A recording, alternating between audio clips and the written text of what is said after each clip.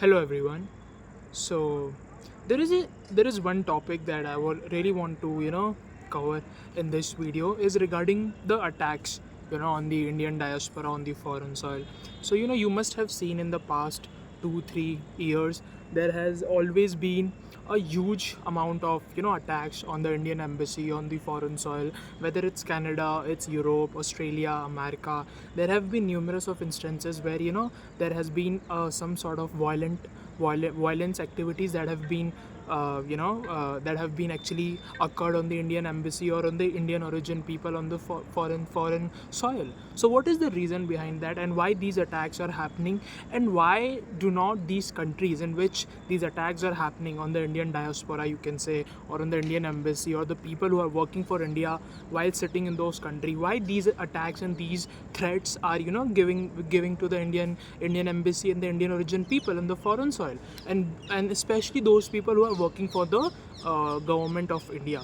For example, every country has the Indian embassy. The people who are working in those Indian embassy, they always get threats regarding why they are working for the government of India. So there have been numerous of instances that were captured in the last 2-3 years. So what was the major reason behind that? Okay, so before starting this, I have given you numerous examples that there have been attacks on the Indian embassy. Then there was a lot of videos which were coming online in which the people from a certain people from certain communities, they were disrespecting the Indian flag.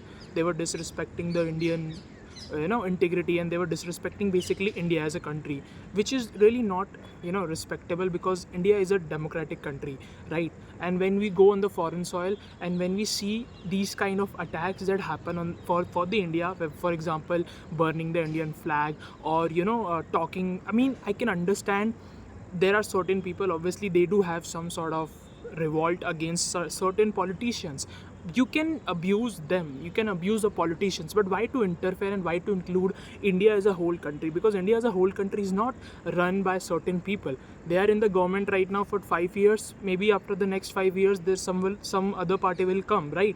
But this India is going to stay there. So this is just an humble request to all those people who try to attack the Indian diaspora, that please do not do this, because I can understand your hate towards, or maybe not hate, your certain disagreements with the government of India, which is fine, a lot of people have. But to attack the Indian diaspora, it's not something that I believe is a very, it's not, we should not be very proud, because at the end of the day we all are Indians, right? And that kind of attack on the Indian diaspora, it's not really acceptable. And before that, there have been links that were discovered by NIA or any of the Indian intelligence Indian intelligence. There have been links that were provided to the Indian intelligence that these certain people are linked with some sort of Pakistani based organization or Pakistani based terror organization, that they are doing this thing willingly to attack or to damage the India's respect. For example, in the Western countries, for example, like Europe, you can say America, Canada. You already know that we do have a lot of high tension between Canada in the last 5-6 months, right? So that is the reason why these Western countries, why they don't, if you will see continuously while these attacks were happening on the Indian diaspora, obviously right now it has been lowered down, the intensity has been lowered down. But if you would have observed in the last 6-8 months or the last 2 years, there were a lot of attacks that were happening, right? And there were a lot of anti-national or anti-India slogans were being said by people, which is not a really great sign, because at the end of the day we all are Indian, right? So any party or anyone who will try to bring our country as a whole country in those anti-national slogans, it's not a great sign of as a country, as a people, right? So this is what I want to convey message through this video, that anyone who do have a slightly disagreement with the government of India, they can do their protest regarding the government of India, but including country, as a whole country, India is not really a great sign of respect to the country, because at the end of the day they were also born in this country, right? So this is the basically the instances and arguments that I gave regarding the attacks on the Indian diaspora. Now the next big thing is that why these Western countries, well, let's suppose if the attacks are, there was a incident that happened on the Britain. There was a people who were attacking the Indian embassy in a right opposite to the Indian embassy, right? They were uh, saying anti-national, or you can say anti-India slogans, which was not a really great sign.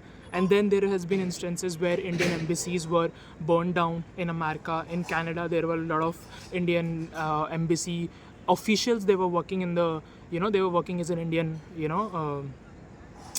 as an Indian foreign you can say as a foreign policy administrative services that they were providing in the Indian embassy. They were being getting threats. They are also getting threats on a regular basis. So why these Western countries do not take any kind of steps? So there are two main reasons why these countries do not take any steps. The first one is because obviously India is a growing economy, right? And our biggest strength is our population. So India is a growing economy, and in the next 20 years after China, we will bring out our manufacturing line to an extent where majority of the Western countries will be fall behind us. So that is one of the reasons why you can slightly say that, I mean, not just in a say, but there is a hope, there is like just a slightly assumption that there might be a reason why Western countries want to pull down the nation's, you can say, respect, or you can say the India's respect in the Western countries. They do not want to act towards really harsh towards those people. So that could be one reason. Maybe they could be jealous, or maybe jealous would not be the right word, but because India is a growing economy, right? And we have a huge population, and our huge population is our biggest strength as well as our biggest weakness as well. But right now, if we will take it as a strength, there are people in the Western side, for example, Canada, America, Australia, or you can say the whole European Union.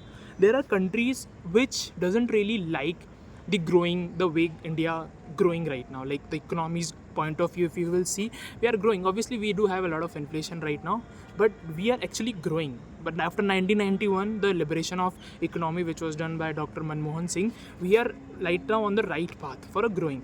Obviously then 2008 global recession came, then 2020 COVID came, but still we are on the right track. So that could be one reason. And the second reason is these Western countries do have a diplomacy which states that any attack on their nation, like on their national integrity, is not acceptable. But any kind of attack on any other country is slightly, you can say, they don't really act very harsh towards them. So for example, you can say the attacks that are happening in Australia, for example in Canada or in America, these government can take some harsh decisions regarding those people, but they won't take it.